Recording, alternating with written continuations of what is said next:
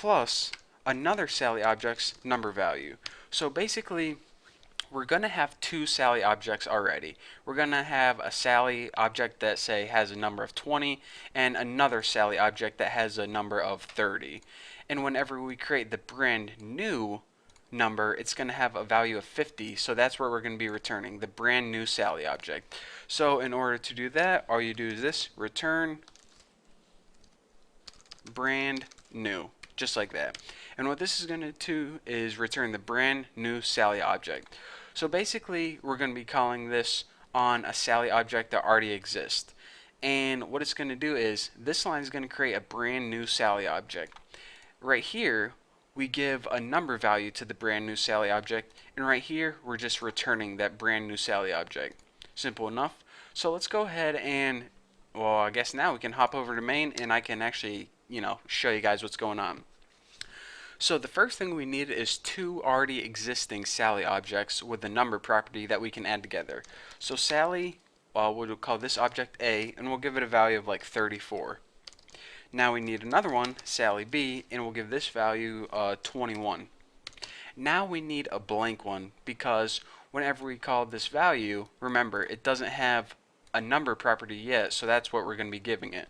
So let's go ahead and create a blank Sally object with C. And now all we need to do is this. You might be thinking, alright, whenever I wanted to before, like give a number property to the C value, I would do something like C equals A dot add, and then you would add B to that. And I mean, what that would do is, whenever you wanted to add a number property to C, it would take A and add B, get some integer and add it to the property of C right there. Well, with this overloaded operator, you don't have to do that anymore. Here's what you need to do. C equals A plus B. And that way, whenever we use the plus sign, C++ already knows that we have a special meaning for it right here. So whenever it sees the plus sign called on one of these objects, it's going to know to run this function right here.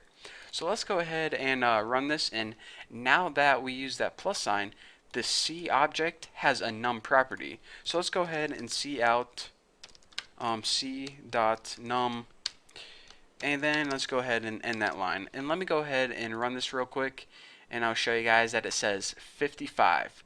So what it did is basically this. It took this number value, 34, added this number value, 21, it gave us 55, and through the use of our overloaded operator, that's where we got the Sally num. So let me talk you guys through one last time what's going on. Maybe this will clear things up for you.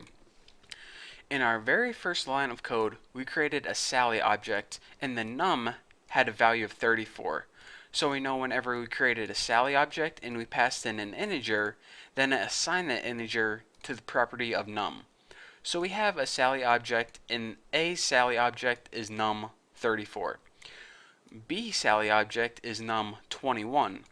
And then we created a C Sally object, and remember, whenever we created a Sally object that we didn't pass in a parameter, it just created a blank Sally object right here. So we said, alright, with our blank Sally object, we want to use A plus B. So it said, alright, I know this plus, since you're trying to do something weird, I know that you're trying to use this overloaded operator.